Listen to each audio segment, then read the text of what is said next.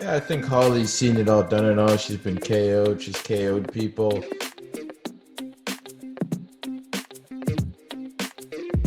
Hello, guys, and welcome back to the MMA Brothers podcast. My name is Daryl, My name is Asher.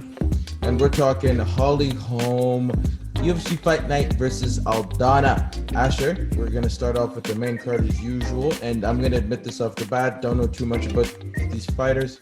Asher knows a little bit more about me, but 1 second. Yeah, so this is the main card is going to be Holly Holm versus Aldana. But usually what we do is we start at the bottom of the main card. So we got Daquan Townsend versus Dusko Dorovic. Todorovic. Todorovic. Sorry, my bad. Jeez, Dusko Todorovic. Louise. Yeah, I was like, oh, I didn't see his name and he has no picture. Anyways, so we got Dusko Todorovic versus Daquan Townsend. Daquan's 21-11 and Dusko is 9-0 from Montenegro versus Daquan, who's from the US, 6'3 versus 6'1, and they're fighting at 205. So Daquan, I'm pretty sure he's from the Contender Series. I have seen some of his fights before. To me, he's not very impressive. Like, he is big, he is long, and he does have a lot of wins by KO, TKO. But like, his fighting style is, I think he still has a long way to go, and he has a lot of improvement that he can do. You can see his average He's fight very time. raw. Yeah, it's very raw. His average fight time is 13 minutes, and the guy is facing is undefeated. So, um, yeah, this one is kind of like a pick 'em fight for me, because I like I said, I wouldn't put my money on Townsend, to be honest. And this guy that he's fighting is undefeated, so if he can get a dub and beat this undefeated guy, then that would be great to add to his resume. But I'm picking I'm picking the Montenegrin. How about you? I'm gonna go with the Quan. I've seen him fight once. He throws heavy, he gets taken down a lot, but if he connects, it's night night. And he fights in between 205 and 185. So if you can fight in the 205 division, you got some heavy hands. So I'm gonna go with the Quan. I don't really know too much about these fighters once again, but he's got a higher TKO percentage by 1%. So that's gonna be my voting metric there. So we can get it moving to Jorgen de Castro versus Carlos Felipe. These are the big boys. I don't even need to see the weight class. I know Oh, it's the yeah, big these boys. are these are heavyweights if I'm not mistaken. So Jurgen De Castro is a tiny. Actually, he's 6'1". I swear he's not that tall. Yeah, That's crazy. it looks like he's 5'6". Yeah, I'm like, no, no way. I've seen him in the octagon. That guy looks like he's 5'10". There's no way he's 6'1". Like, I don't know. The UFC's tripping. But anyways, Jorgen De Castro, the Mad Titan versus Carlos Felipe. So these are some big dudes. The guy on the right looks like he weighs more than 245, and Castro, I guess 250. If it makes sense if he's shorter. So, anyways, Castro doesn't have a lot of fight experience. He's 5-2, and then Carlos Felipe is 8-1.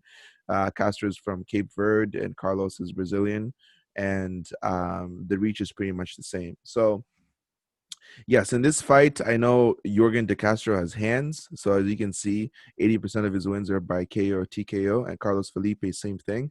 None of them are going to submit you, and it's pretty much who are you going to put your money on, because probably somebody's going to sleep in this fight. I'm going to go with Jorgen De Castro just because I know more about him. I have seen his fights, and he does throw heavy, but his gas tank is poop, right? Can't last 3 rounds. So this fight is probably going to end in the first or second round if you're going to be the guy that's going to take those types of bets. And I'm going to go with Jorgen because I just know Jorgen comes with the fire. Who you got? Uh, this guy's gas tank is poop. I'm dead. Anyways, but yeah, I've watched one of Jorgen's fights before. The dude has a ridiculous chin, but his overhand is just ridiculous. Like I've seen him put away some big dudes. So I'm pretty sure he beat the Kraken dude. You know what I'm talking about? Yeah, I can't remember who he beat in his last fight, but I have seen his fights before. Yeah, like he's beaten some big dude that he shouldn't have beaten. And I'm pretty sure he knocked him out too. So I'm gonna go with Jorgen. Don't really know much about the other dude. The other dude looks pretty scary, but I'm gonna go with Jorgen De Castro by first round TKO. All right, and so next we have Jermaine Durandamy versus Juliana Pena. So the Iron Lady versus the Venezuelan Vixen. So nine and Pretty four wild. versus 10-3. Juliana Pena, she was someone that was really hyped to actually become a champion in the 135 division. I think she was on a win, like quite a win streak, and then she lost a fight, I think via armbar submission. She's doing well in that fight too, and so she's been kind of up and down. I don't know if she's had injuries or a baby. I can't remember, but she had a layoff for a while. But yeah, Jermaine Durandamy, she was coming off her title loss. I don't know if she's fought since Amanda Nunes, but she recently fought for the belt and she lost that one. But she had some good licks at Amanda. I don't know if people remember that fight. There was sometimes some precarious positions where Amanda found herself in on the feet. And then she had to go for the takedown. So Jermaine Durandamy has a very, very good kickboxing career. So this fight is going to be tough for Juliana Pena. I know Juliana Pena is also very talented. She's great on the ground with her takedowns and also has good stand up. But yeah, just if you look at the numbers, right? Durandamy 9-4, Juliana Pena 10-3, Iron Lady 5-9, and Pena is 3 inches shorter at 5-6. And yeah, this fight's at bantamweight. So 2-inch reach advantage for Durandamy. And if you scroll down to how they win the fights, I'm pretty sure Oh, Durandamy has the higher TKO percentage, if I'm not mistaken. That's right. So 44% versus 33%. But Juliana Pena is better on the ground. So if I'm at Pena, I'm gonna try and take down Durandamy to the ground, try and submit her there, and win that way. Because if I stand on the feet, then I'll probably get TKO'd or lose a decision. So I got Durandamy. Who you got? I'm gonna go with Jermaine. I just think that her last fight that she did it pretty well against Amanda. She ended up getting bodied, but like she at least held her own for sections of the fight on the feet before the takedowns were mixed in. One gaping hole in her is takedown defense and working off her back to get up. So if I'm Pena, I've seen that, I've written it down, and we've drilled it to just take her down and beat her up. It's not going to be as easy as I just said, because even Amanda, actually Amanda secured almost every single takedown because their enemy's takedown defense is ass. So I'm talking like I have any sort of takedown defense, which I don't, but I'm just giving my opinion. But yeah, I'm gonna go with Jermaine Durandamy, even though I think Pena is gonna submit her in the second round. I'm still gonna go with Jermaine Durandamy just because of like the big discrepancy I think in the stand-up prowess. I'm gonna give it to Jermaine, so I'm gonna go that route. Yep, we both got Jermaine. And then finally, we have the main event of the evening. So we got Holly Holm versus Irene Aldana. So Holly Holm 13-5, Irene 12-5. Holly from the States and Aldana is from Mexico.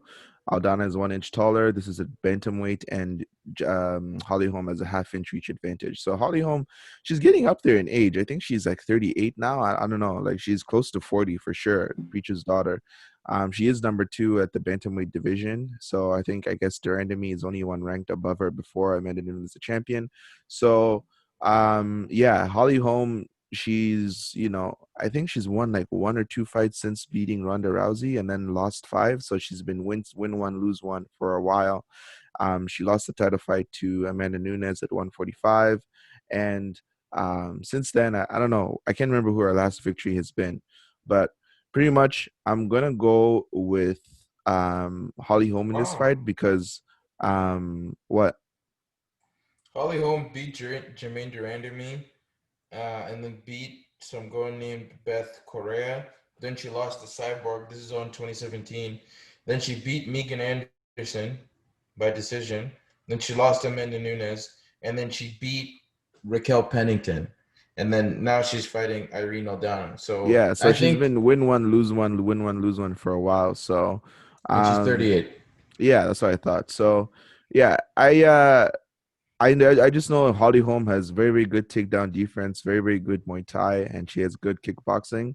So I don't really see how Aldana can win this fight. And maybe to scroll down, I want to see what her breakdown is for how she wins.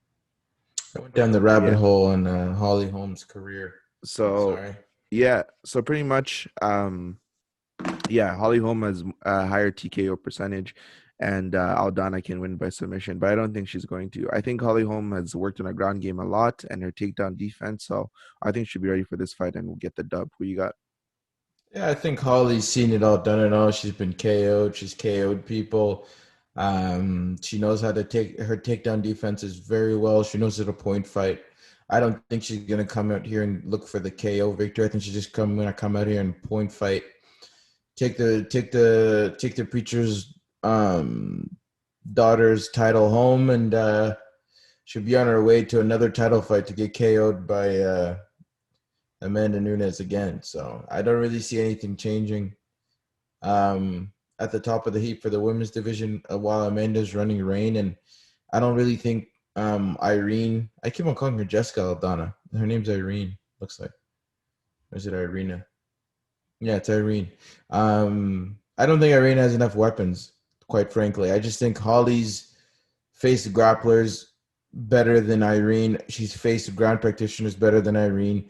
She's beaten those people. She's faced a wrestling heavy person in Raquel Pennington. I just think that Holly's gonna make this look pretty easy and get a decision win. Yep, we're on the same page, brother. So, guys, let us know what you guys think about this card. It's not the most amazing card, but you know what happens? These ones always over deliver and undersell. So that's why I'm looking forward to watching this. But let us know what you guys think. Who you think's gonna win, and why? Send us your picks and like, comment, subscribe on Instagram. MMA Brothers Pod. Asher's always slinging that dope. I'm joking. He's playing some fire on the page, and we love the interaction so far, guys. Yeah, thank you very much, guys. Thanks for listening.